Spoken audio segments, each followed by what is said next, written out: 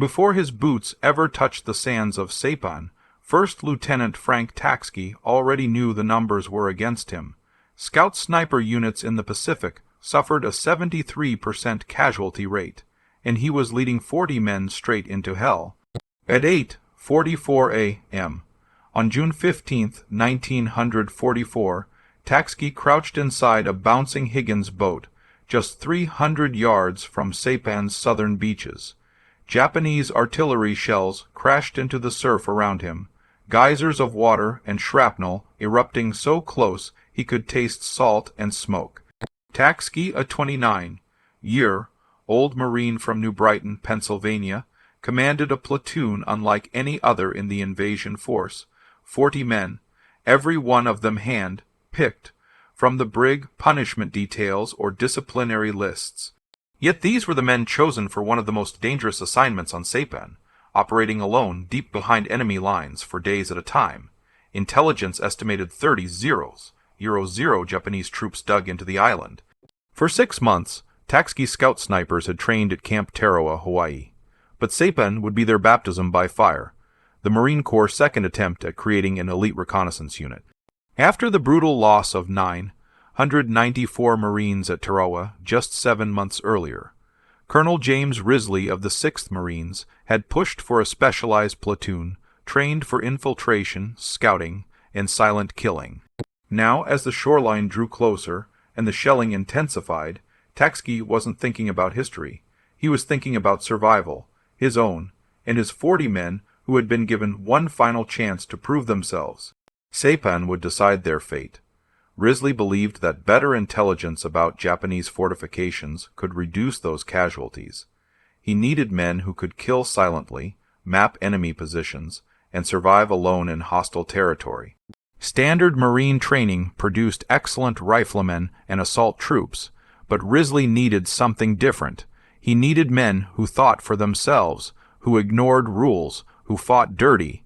He found them in the punishment details. Taxkey had specific recruiting criteria. When 2 Marines got into a fight, the winner went to the brig while the loser went to the infirmary. Taxkey wanted the winner. A man with a disciplinary record for brawling had proven he could handle himself in close combat. The Marine Corps called such men troublemakers. Taxkey called them survivors. Over 2 months at Camp Tarawa, he assembled 42 Marines from various punishment details across the 2nd Marine Division. The youngest was 17, the oldest was 34. Most had criminal records before joining the Marines. Several had been arrested for theft, assault, or fighting. One had been a professional boxer. Another had worked as a bodyguard for a Chicago gangster. The Marine Corps had given these men a choice: military prison or combat duty. They chose combat. Training at Camp Tarawa focused on skills the regular Marine Corps did not teach: silent killing techniques with knives and bare hands, how to approach a sentry from behind and break his neck without making sound, how to move through jungle terrain without disturbing vegetation, how to read Japanese maps and documents, how to call in naval gunfire and artillery strikes. The platoon practiced with M1903 Springfield rifles fitted with 8 power unit scopes. They learned to shoot from 600 yards and hit a man-sized target. They trained with bazookas, learning to destroy tanks and fortified positions. They studied Japanese tactics, learning how the enemy defended islands and where they positioned troops. The platoon also learned to steal. Marines were notorious thieves by necessity. The Marine Corps was the poorest equipped branch of the American military in 1944. Marines received surplus weapons from World War I, outdated equipment, and inadequate rations. To survive, they stole from better supplied Army and Navy units. Taxkey's men excelled at theft. They raided Army supply depots for food, Navy warehouses for equipment, and even stole jeeps and trucks. Other Marines in the 6th Regiment nicknamed them the 40 Thieves. The name stuck. By June 1944, the 40 Thieves had completed their training. They knew how to fight, how to hide, and how to kill without making noise. They had memorized Japanese fortification patterns and studied aerial photographs of Saipan, they understood their mission: land with the first assault wave, push inland ahead of the main force, locate Japanese positions and radio coordinates back to artillery and naval gunfire units, then disappear into the jungle and continue mapping enemy fortifications, days at a time behind enemy lines, no support, no rescue if captured. The intelligence briefings had been clear about what awaited them. Saipan was the first Japanese territory the Americans would invade. The island was considered part of Japan itself, not occupied territory. The Japanese would defend it with suicidal determination. The garrison included 30,000 Imperial Army and Navy troops, plus thousands of armed civilians. The island measured 14 mi long and 5 mi wide. Mount Tapature rose 1,500 ft in the center, providing the Japanese with observation posts overlooking every beach. The Japanese had built concrete pillboxes, interconnected trenches, and underground bunkers throughout the island. They had registered every beach and valley for artillery and mortar fire. American casualties were expected to exceed 50%. Want to know if Taxki's criminals survived what came next? Please hit that like button. It helps the algorithm show this story to more people. Subscribe for more untold history. Back to Taxki. The Higgins boat's ramp dropped into chest water. Taxki led his men forward through the surf as machine gun fire kicked up spray around them. They reached the beach at 8:47 a.m. Japanese mortars began landing among the assault waves. Men died in the surf and the sand at the sea wall. Tekavsky's platoon moved inland fast. Their orders were simple: keep moving, find the Japanese, radio their positions, stay alive by 9:30 a.m. They had pushed 300 yards inland, farther than any other Marine unit on the beach. They found themselves alone in enemy territory with 30,000 Japanese soldiers somewhere in the jungle ahead. Night would fall in 9 hours. That was when their real mission would begin.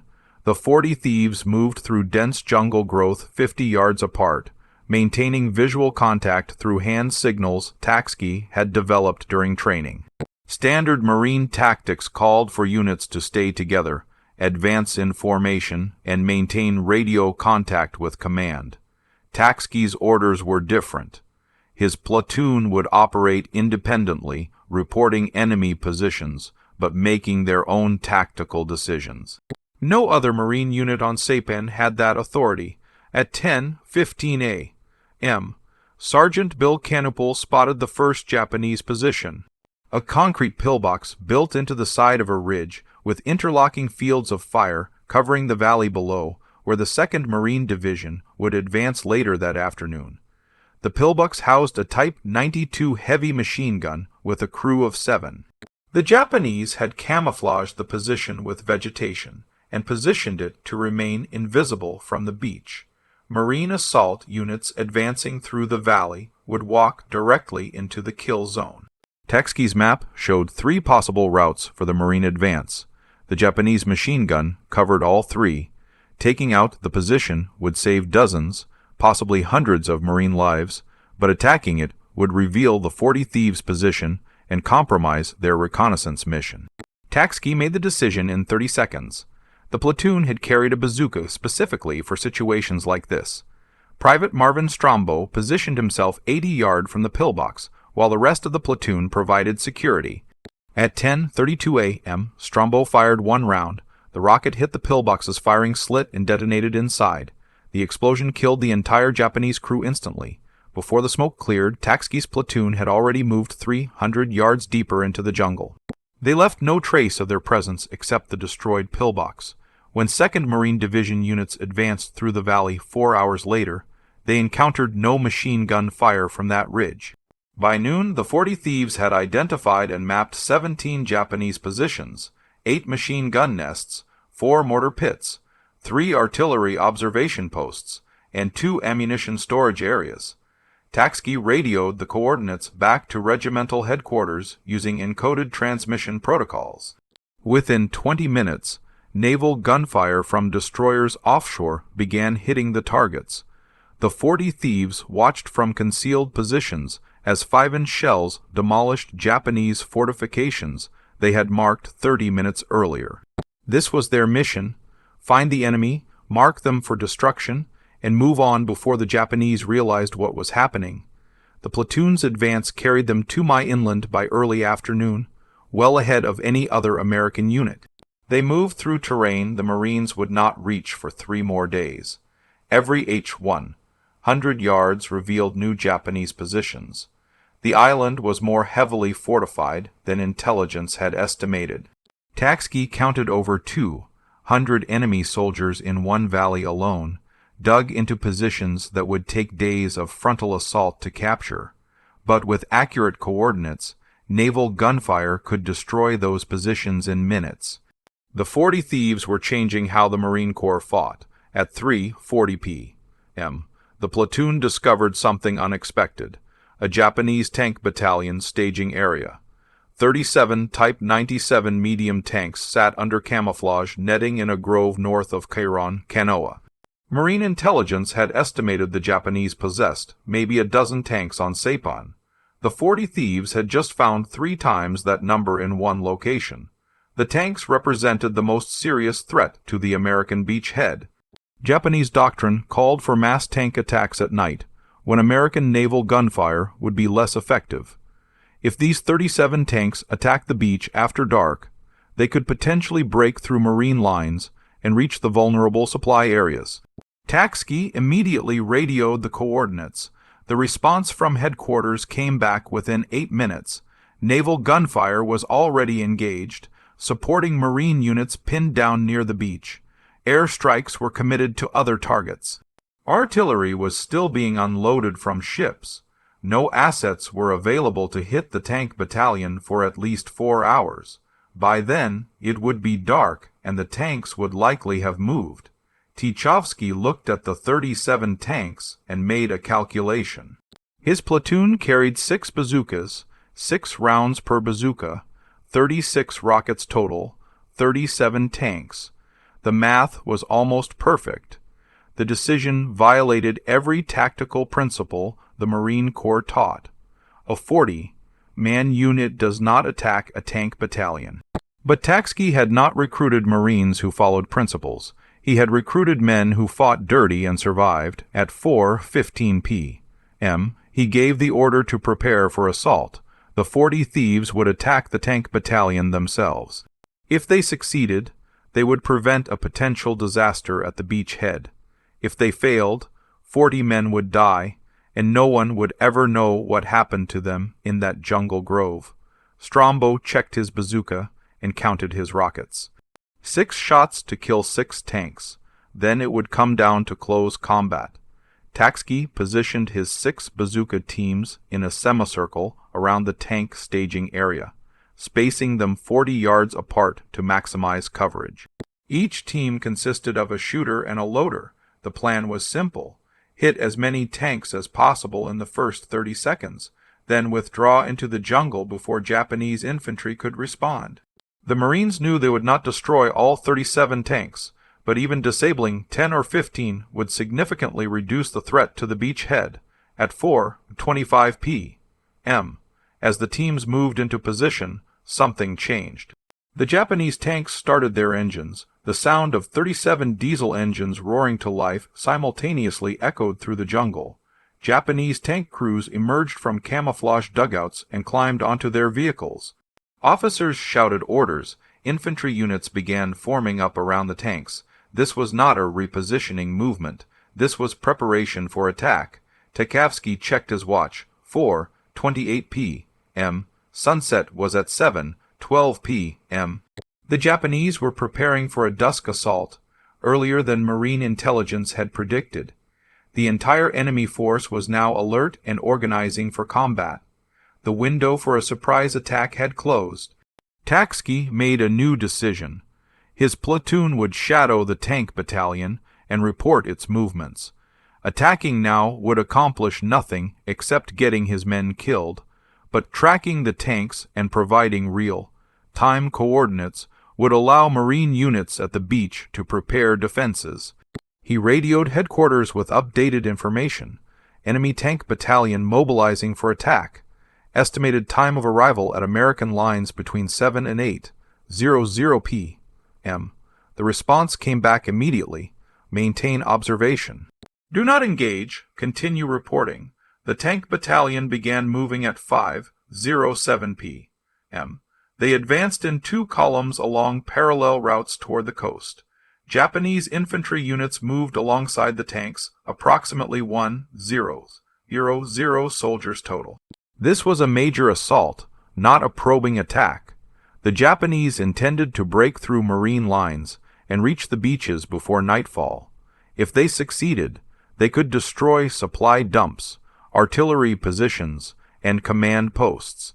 The entire American invasion could collapse in a single evening. The 40 thieves followed the enemy formation, staying 200 YD to the flank and using jungle cover for concealment. Every 10 minutes, Tatsuki radioed updated coordinates showing the enemy's position and direction of movement. Marine units at the beach began repositioning to meet the threat. Bazookas were distributed to frontline units. Sherman tanks from the 2nd Marine Tank Battalion moved forward. Artillery batteries adjusted their aim points. The entire 2nd Marine Division prepared to receive a masked tank attack. At 6:15 p.m., approximately 1 mile from the beach, the Japanese formation halted. Officers gathered for a conference. Tatsuki observed them through binoculars from 300 YD away. The Japanese were arguing about something. One officer pointed toward the coast. Another gestured toward the north. A third officer unrolled the map.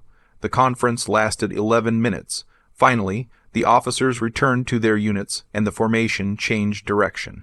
Instead of continuing straight toward the beach, the tanks turned north. The maneuver surprised Tichovsky. Marine intelligence maps showed no valuable targets in that direction. The area was mostly jungle and rough terrain, but the Japanese clearly had a specific objective. The formation advanced another mile north, then turned west again toward the coast. By 7:05 p.m., as the sun touched the horizon, Tatsuki understood their plan. The Japanese were not attacking the main beach head. They were targeting the gap between the 2nd Marine Division and 4th Marine Division. A successful breakthrough there would split the American forces in half. Tatsuki radioed the warning, but the Japanese had chosen their timing perfectly. Dusk was falling. Radio communication became difficult as Marine units shifted frequencies for night operations. Artillery batteries were in the middle of ammunition resupply. Sherman tanks were refueling. The gap between divisions was defended by just 2 Marine companies, approximately 340 men, against 37 tanks and 1,000 Japanese infantry. At 7:23 p.m., the Japanese attack began. The 40 thieves watched from elevated ground as enemy tanks rolled forward through the twilight. Marine defensive positions erupted with bazooka fire. The first 3 Japanese tanks exploded in flames, but 34 more kept coming. Japanese infantry charged behind the tanks, screaming and firing. Marines fell back from their initial positions. The Japanese breakthrough was succeeding. Within 15 minutes, enemy tanks would reach the beach. Tatsuki looked at his 6 bazookas and the 34 tanks below. Then he saw something that changed everything. One Japanese tank had separated from the main formation and was heading directly toward the 6th Marine Regiment's command post, where Colonel Arle was coordinating the entire divisional response. The Type 97 tank moved through the darkness at approximately 15 mph, following a ravine that led directly to the command post location. The Japanese tank commander had identified a weakness in Marine defenses. A 200-yard gap where jungle terrain prevented easy positioning of anti-tank weapons. If the tank reached the command post, it could destroy radio equipment, kill senior officers, and paralyze the entire regimental response to the main attack. Colonel Risley and his staff were approximately 400 YD away, completely unaware of the approaching threat. Tatsuki had maybe 3 minutes to act. He grabbed Private Herbert Hayes, the best bazooka shooter in the platoon.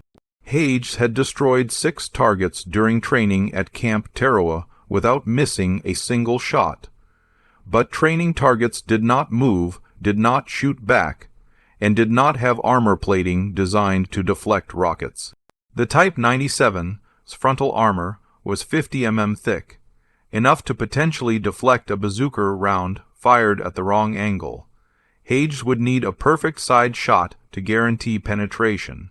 Taxki and Hayes moved down the slope at a dead run, racing to intercept the tank before it reached the command post. They reached a position 30 yards from the tank's projected path at 7:31 p.m. Hayes dropped prone and aimed the bazooka. The tank emerged from the ravine 20 seconds later. Its turret was rotating, searching for targets. The commander stood in the open hatch, scanning the darkness with binoculars. Hayes waited.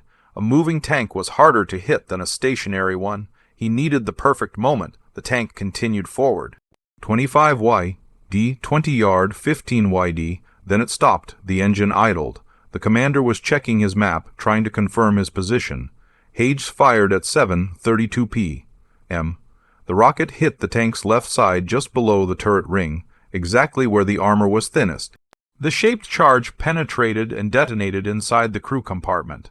The explosion killed all 4 crew members instantly. The tank's ammunition cooked off 6 seconds later, and the entire vehicle erupted in flames. The fireball lit up the jungle for 300 YD in every direction. Japanese infantry advancing nearby saw the explosion and assumed they had encountered a major Marine defensive position. They redirected their assault away from the command post and toward what they thought was a larger threat. Tchovsky's bazooka shot had accomplished more than destroying one tank. It had inadvertently misdirected an entire Japanese infantry battalion away from the most vulnerable point in Marine defenses. The command post remained secure. Colonel Risley continued coordinating the divisional response without interruption. But the bazooka's muzzle flash had revealed Tchovsky's position to every Japanese soldier within 500 yards. Enemy machine gunfire began raking the area where the 40 thieves were positioned. Mortar rounds started falling. The platoon had to withdraw immediately or risk being overrun. The withdrawal through jungle in darkness while under fire tested everything the 40 thieves had trained for. Standard procedure called for units to stay together and move as a group, but jungle terrain and enemy fire made that impossible. The platoon split into small teams of 4 or 5 men each, moving independently toward predetermined rally points. Japanese patrols were everywhere, searching for the Marines who had destroyed their tank. Several times, 40 Thieves teams found themselves within yards of enemy soldiers. They relied on silent movement and concealment rather than engaging. One firefight would reveal their position and bring overwhelming enemy response.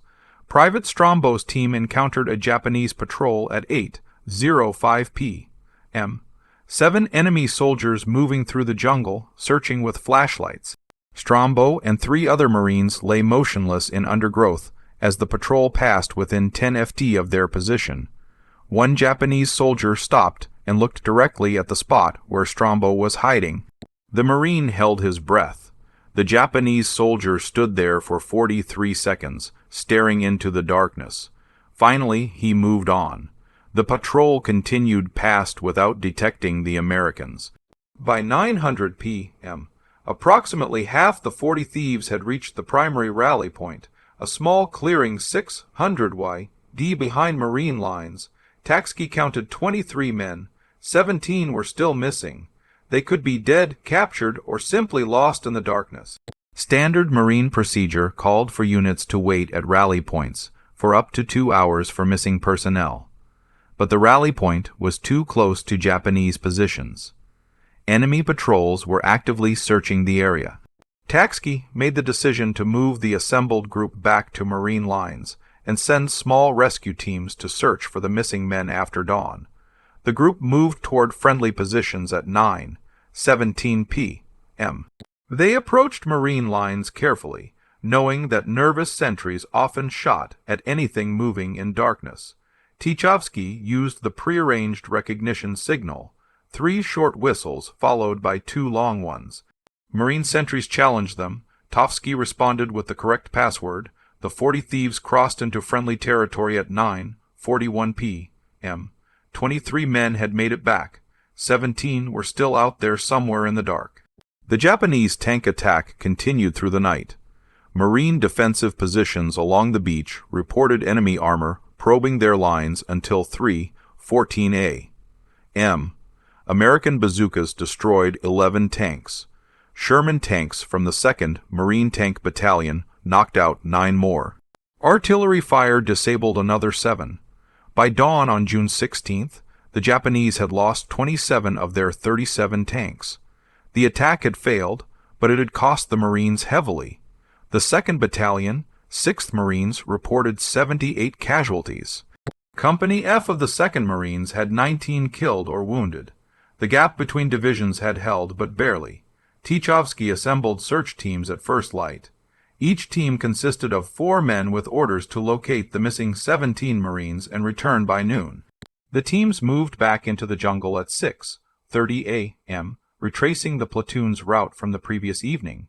They found the first body at 7:05 a.m. Private Donald Evans had been shot twice in the chest, probably during the withdrawal under fire. He had died instantly. His dog tags were missing. The Japanese often collected American dog tags as trophies. The team buried Evans in a shallow grave, marked with his rifle and helmet. The second team found 3 more bodies at 8:20 a.m. These Marines had been captured alive, then executed. Their hands were tied behind their backs. They had been bayoneted. Japanese forces on Saipan rarely took prisoners. The Imperial Army considered surrender dishonorable and extended that contempt to enemy soldiers who surrendered. But these 3 Marines had not surrendered. They had been wounded, captured, and murdered. The search team reported the discovery to Tofsky by radio. He ordered them to continue searching for the remaining 13 missing men. By 10:00 a.m., search teams had located 6 of the missing Marines alive. They had become separated during the night withdrawal, but had successfully evaded Japanese patrols and reached Marine lines at different locations. That brought the count to 29 men accounted for. 13 were still missing. At 11:15 a.m., one of the search teams made radio contact. They had found 5 more Marines hiding in a cave system, approximately 1 mile behind Japanese lines. The Marines were alive, but pinned down by enemy patrols. They could not move without being detected. Tofsky faced another decision.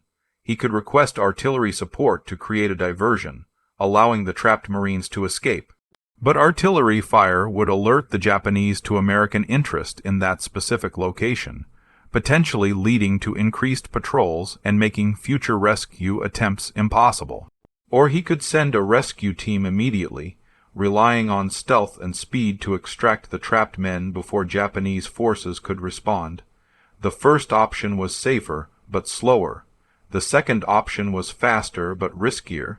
Tchovsky chose speed. He assembled a 6-man rescue team and moved out at 11:47 a.m. The team reached the cave system at 12:33 p.m. The 5 trapped Marines were exhausted and dehydrated, but uninjured. They had spent the night listening to Japanese patrols pass within yards of their hiding position.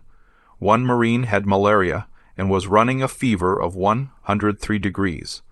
Another had dysentery and could barely walk. The rescue team distributed water and medical supplies, then prepared to move.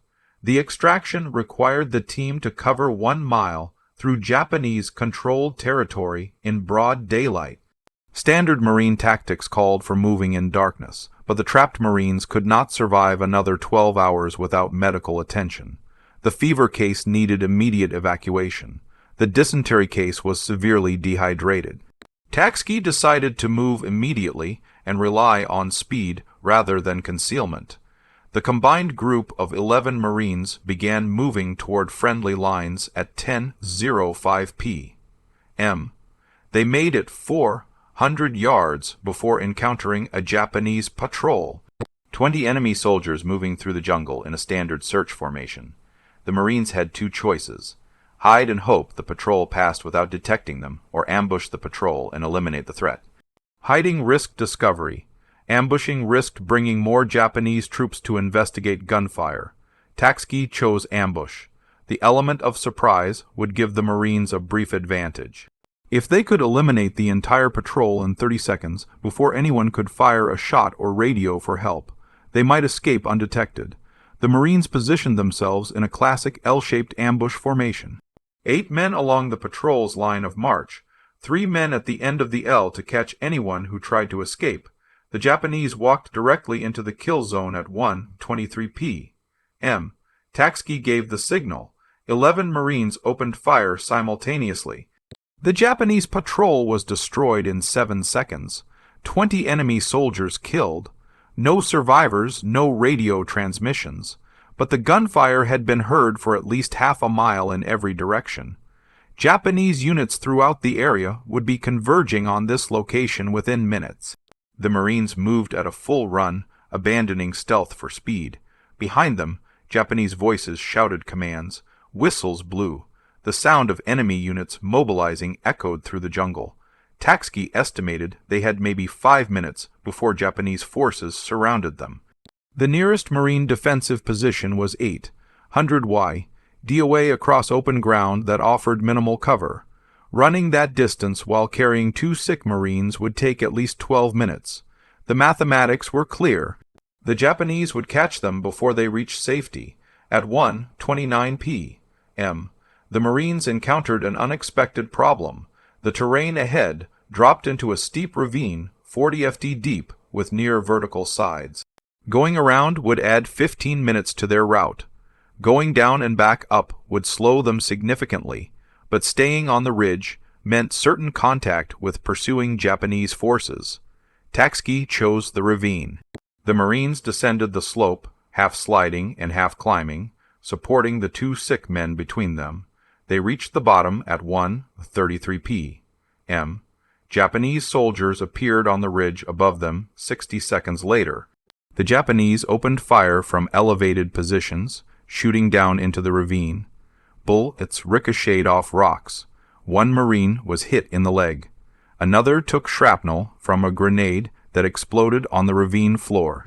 The Marines returned fire while continuing to move, using boulders and vegetation for cover. The ravine channeled them in one direction, eliminating tactical options. They could only move forward and hope to reach the far end before the Japanese descended and engaged them at close range. At 1:38 p.m., they spotted the problem. The ravine ended in a box canyon. No exit. The Marines were trapped. Japanese soldiers began descending into the ravine from multiple points, moving to surround the trapped Americans. Takski counted at least 40 enemy soldiers visible, with more arriving every minute. His 11 Marines had maybe 200 rounds of ammunition total between them. The 2 sick Marines could not fight effectively. That left 9 combat-effective men against a force that was growing rapidly. Artillery support was impossible because the Marines were too close to Japanese positions. Airstrikes could not be called in without risking hitting friendly forces. The 40 thieves were on their own. Takski noticed something the Japanese had missed. The box canyon's rear wall was not solid rock. Vegetation growing at the base suggested water seepage, which meant a crack or fissure in the stone. He sent 2 Marines to investigate while the rest of the team established defensive positions. The 2 Marines reported back at 1:44 p.m. There was a narrow opening behind the vegetation, barely wide enough for a man to squeeze through. Beyond the opening, the fissure widened into a passageway that appeared to lead upward through the rock. The Marines began moving through the opening one at a time, pushing the 2 sick men through first. The passage was tight enough that men had to remove their packs and drag them behind. It was completely dark inside. They moved by touch, following the Marine ahead. The passage climbed steeply upward through solid rock. Behind them, they could hear Japanese soldiers entering the box canyon, calling to each other as they searched for the Americans who had seemingly disappeared. The passage emerged onto the opposite side of the ridge at 2:07 p.m. 400 YD from where they had entered.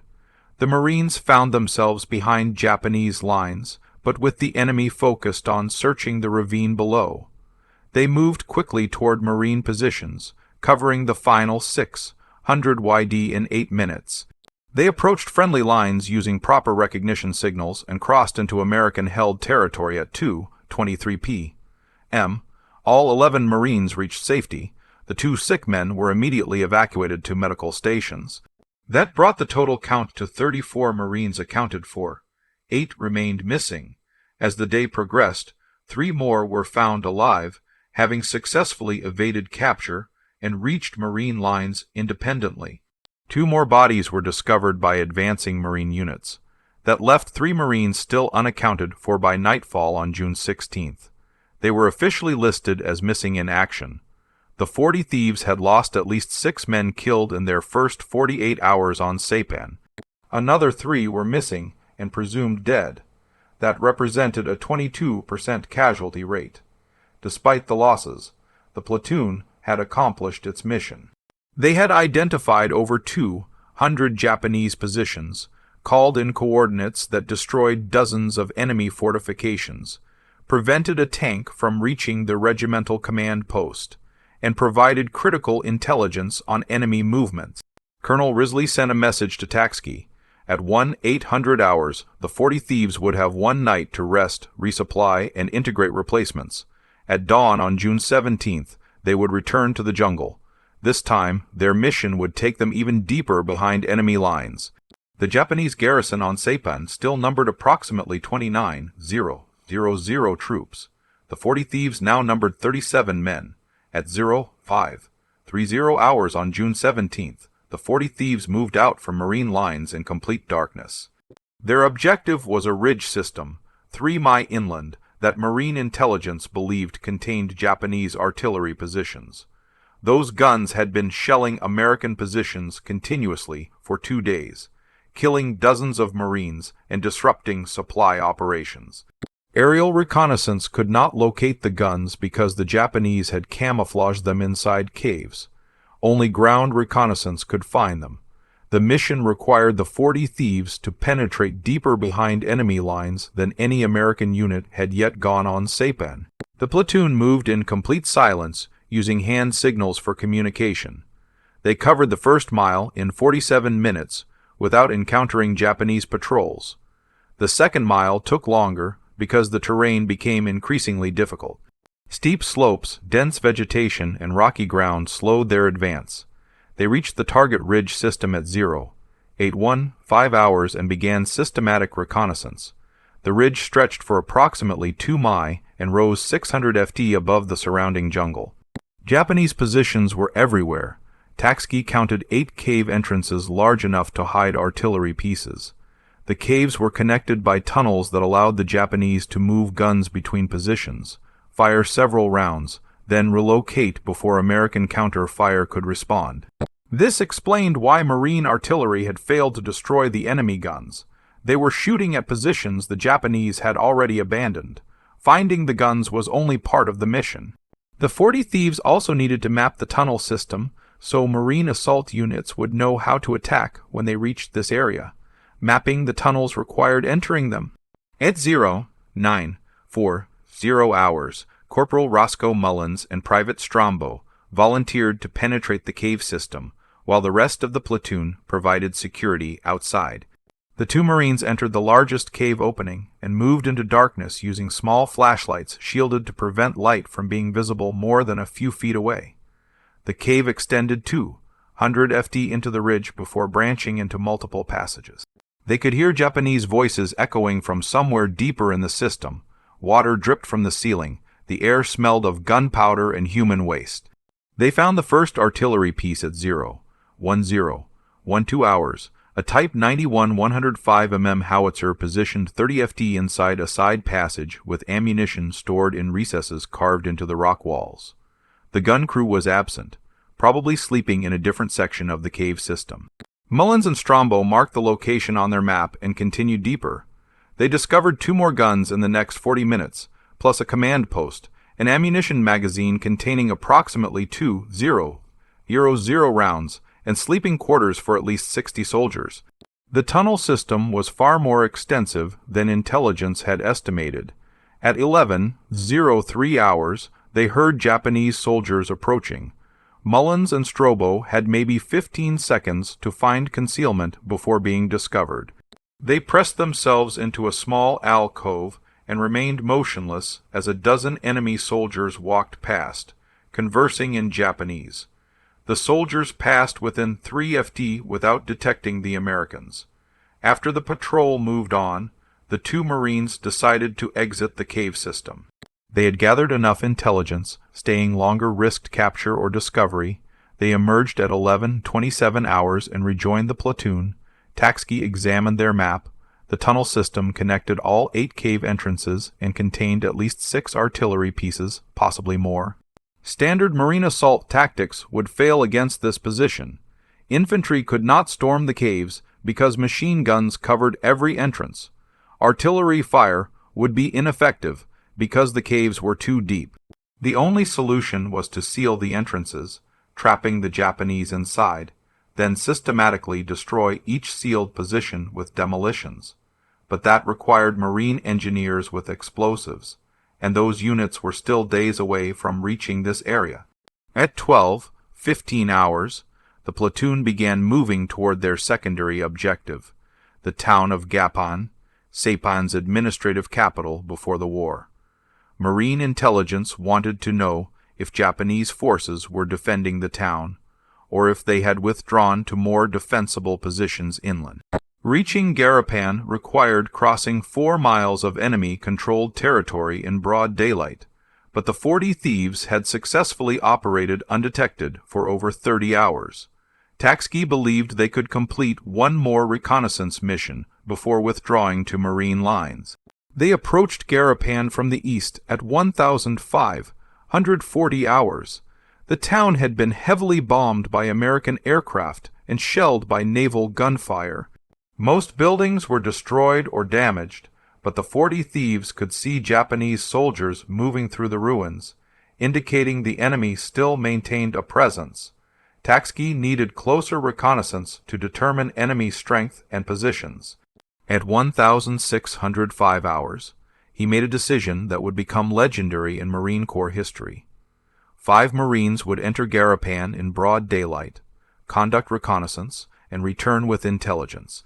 The mission was virtually suicidal, but it was also exactly the kind of operation the 40 thieves had been created to perform.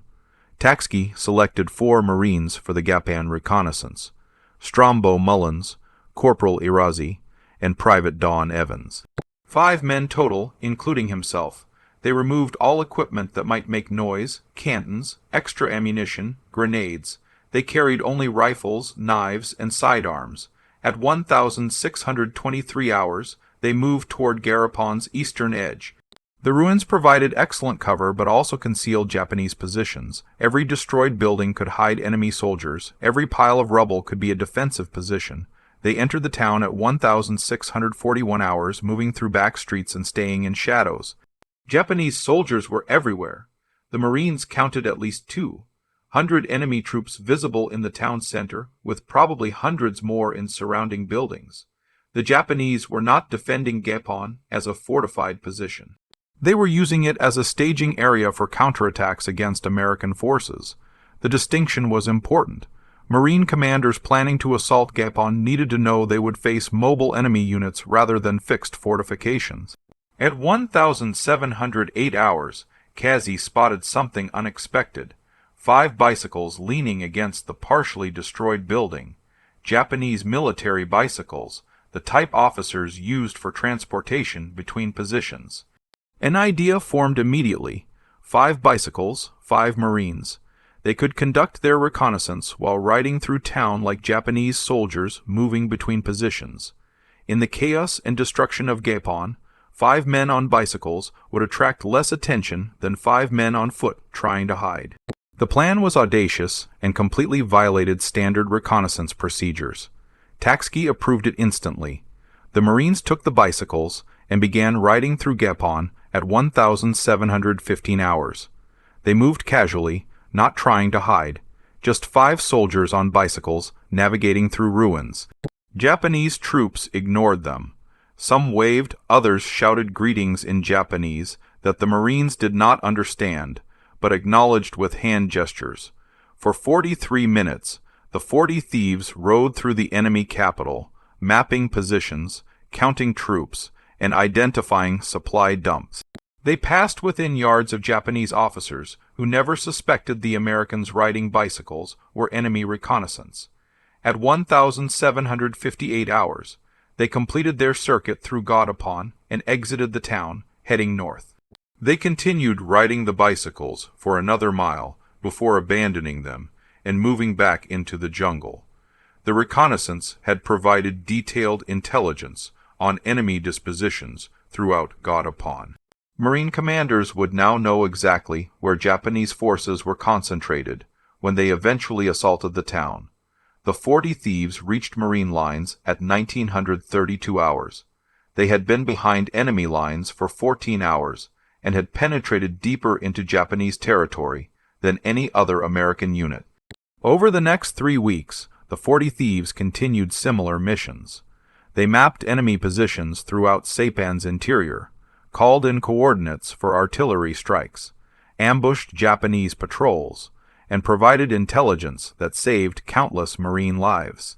They witnessed Japanese atrocities, civilians forced to jump from cliffs rather than surrender, wounded Marines used as bait for ambushes, prisoners executed.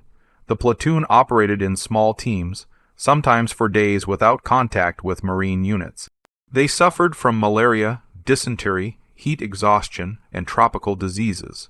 They ran out of food and stole from Japanese supply dumps. They ran out of water and drank from contaminated streams. By July 9th, when Saipan was declared secure, the 40 thieves had lost 12 men killed and 9 wounded. That represented a 56% casualty rate, below the 73% average for scout sniper units, but still devastating. The survivors were physically and mentally exhausted. Most had lost 30 to 40 lb. Several had malaria fevers. All had seen things that would haunt them for the rest of their lives, but they had accomplished their mission. Marine commanders estimated the 40 thieves' reconnaissance work had reduced overall Marine casualties by at least 15%, potentially saving 2,000 lives. The platoon would go on to fight at Tinian in July 1944, then return to Saipan for mopping up operations. After the war, most members struggled with what would later be recognized as post-traumatic stress disorder. Many had recurring nightmares. Some turned to alcohol. Several could not maintain civilian employment or personal relationships. The psychological cost of their service was never officially recognized or treated. Frank Taxke returned to civilian life and became mayor of Sturgeon Bay, Wisconsin. He never spoke about the war. His son, Joseph, only learned about the 40 thieves after finding his father's foot locker, following his death in 2011. The story of the platoon that had changed Marine Corps tactics remained largely unknown for 66 years. The Scout Sniper Platoon of the 6th Marine Regiment was one of the first elite special operations units in American military history. Their tactics of deep reconnaissance, silent killing, and independent operations behind enemy lines would influence the development of modern Special Forces units, including Navy SEALs and Marine Force reconnaissance. They proved that small, highly trained units could accomplish missions that entire battalions could not. 40 men recruited from brigs and punishment details became one of the most effective combat units in the Pacific War. The Marines who called them criminals were wrong. They were warriors. If Lieutenant Taxke's story moved you, please hit that like button. It helps YouTube show these forgotten stories to more people who need to hear them. Hit subscribe and turn on notifications. We publish new untold history stories every day, and you won't want to miss them. Drop a comment right now and tell us where you're watching from. Are you in the United States, United Kingdom, Canada, Australia, or somewhere else? Our community stretches across the world. You're part of keeping these memories alive. Tell us in the comments, did any of your relatives serve in World War II, especially in the Pacific Theater? Thank you for watching. Frank Taxke and his 40 thieves deserve to be remembered. These men sacrificed everything so future generations could live in freedom. You're helping make that happen by watching, liking, and sharing these stories. Never forget,